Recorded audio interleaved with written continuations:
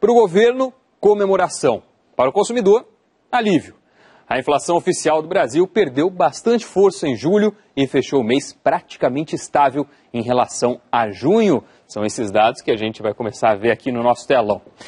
O IPCA vem perdendo força mês a mês, pelo menos desde abril. É isso que a gente vê nesse gráfico. Em abril, o IPCA cravou 0,55%. Em maio, 0,37%, junho, 0,26% e julho, 0,03%. Portanto, uma trajetória claramente declinante, como a gente vê aqui no telão.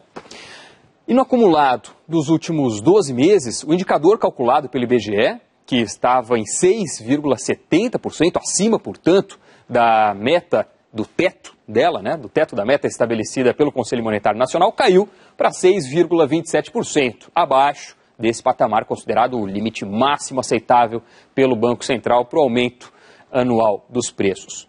Mas ainda assim, é um número bem longe do centro da meta, que é de 4,5%. A desaceleração do índice foi puxada principalmente pelos grupos alimentação e transportes, setores que costumam mexer e muito com o seu bolso.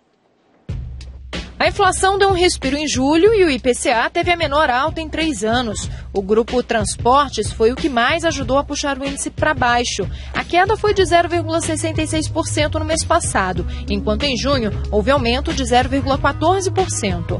Mas o resultado é limitado porque reflete a revogação do aumento das tarifas de ônibus em diversas capitais. Em segundo lugar veio o grupo Alimentação e Bebidas, que mostrou queda de 0,33% em julho, após ter subido 0,04% em junho. Esta foi a primeira vez que o custo dos alimentos caiu desde julho de 2011. O tomate, que foi considerado o vilão da inflação nos últimos meses, despencou 27%. A cebola teve uma queda de 10% de junho para julho e a cenoura de 5%. Essas foram as 3 principais contribuições de baixa. O problema é que os alimentos subiram muito este ano. O IPCA, no geral, teve uma alta de 3,18% e a inflação dos alimentos subiu 5,67%. E se a gente considerar os últimos 12 meses, esse avanço foi ainda maior, passou de 11%. Eu acho que aumentou tanto que quando abaixa um pouquinho você não sente. A sensação é que você quer comprar e tem que economizar. O resultado da inflação este ano dependerá muito da não repetição do grande aumento de preços de alimentos no final do ano passado. Então, se isso não se repetir este ano, nós teremos uma inflação um pouco mais baixa. Caso contrário, a inflação poderá ficar aí na faixa de uns 6% neste ano de 2013. A gente falou de alívio, de comemoração, mas para uma parte dos analistas a palavra preocupação ainda faz parte do dicionário. O próprio governo já admitiu que a inflação deve voltar a pressionar nos próximos meses. E apesar da queda agora em julho, o índice acumulado de 6,27% nos últimos 12 meses ainda é bastante alto. Um outro componente que pode entrar em campo e mudar o jogo é o dólar. O IBGE destacou que a escalada da moeda americana ainda não impactou os preços ao consumidor. E a gente vai ver uma informação aqui no gráfico, no nosso telão, que colabora com essa interpretação. Os produtores brasileiros já estão sentindo o efeito do dólar. Prova disso é o índice de commodities do Brasil, divulgado hoje pelo Banco Central. Esse indicador mostrou que a alta do dólar já está puxando os preços de produtos importantes como soja, petróleo, carne bovina, ferro, entre outros. A consequência lógica é que esses aumentos serão repassados para o consumidor num futuro próximo. E se a gente for colocar nessa conta os preços dos alimentos, que caíram em julho, mas devem voltar a subir no decorrer do segundo semestre, e descartar o efeito dos transportes, que também caíram em julho, o saldo que fica é no mínimo digno de atenção. O jogo não está liquidado, aliás, muito pelo contrário. E o Banco Central sabe disso. Tanto é que elevou os juros nas últimas 3 reuniões do Copom.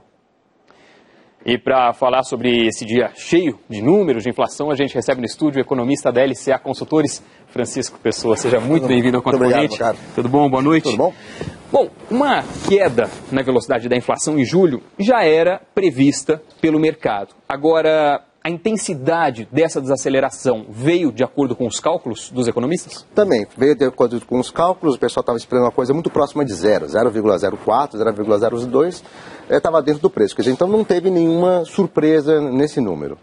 Agora, Ontem a gente viu que o preço da cesta básica caiu em todas as 18 capitais pesquisadas. Hoje o custo de vida em São Paulo, segundo o Diese, é o menor, registrou a menor variação em 25 meses. E agora a gente viu um IPCA de praticamente zero. Dá para dizer que a inflação está perdendo força? De certa maneira, sim. Veja, quando você via os cenários dos economistas, mesmo o nosso cenário da LCA, imaginávamos que a inflação vai fechar o ano um pouquinho abaixo de 6%. Ou seja, então, havia já uma desaceleração, digamos assim, contratada. Mas isso não significa que a gente deva ficar tranquilo. Mesmo porque boa parte dessa deflação foi graças a manifestações. Então vamos chamar o MPL em vez do Copom para baixar a inflação, fazer manifestação para baixar os preços das tarifas e que aí a gente resolve o problema.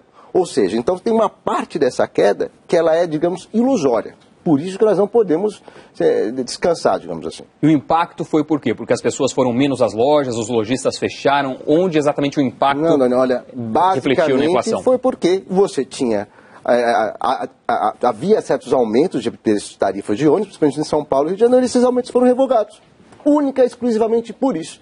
Não estou dizendo que toda a desaceleração da inflação tenha sido por causa das manifestações. Mas elas tiveram um impacto grande, ou seja, então isso nubla, digamos assim, a análise. E é um impacto pontual, não é todo mês que vai ter uma redução no preço das tarifas, né? Sim, mesmo porque essa redução, a gente sabe, foi feita em muitos casos sem que você tenha tido uma solução para o problema. Então, algumas cidades não têm que dar subsídio. É um tipo de preço que está ali, digamos, pressionado, mas que a gente não sabe como que vai ser resolvido. Você tem um problema das empresas que vão querer aumento. A gente vai estar pagando, não estou aquele famoso ditado, não existe almoço grátis. Se a gente não está pagando aquele aumento, na tarifa a gente está pagando de outra maneira, por imposto ou porque a prefeitura está deixando de gastar. Pode ser menos visível, mas vai sair de algum lugar. Por outro lado, também vou dizer o seguinte, houve um grande pânico com a inflação no começo do ano, que teve a ver com aquele preço do tomate. Isso é uma coisa que vai e volta. Então, o que eu quero dizer para você é o seguinte, não é tão bom quanto parece, mas claro que tem um ponto positivo. O que não dá para ficar estourando o rojão, como tem gente estourando.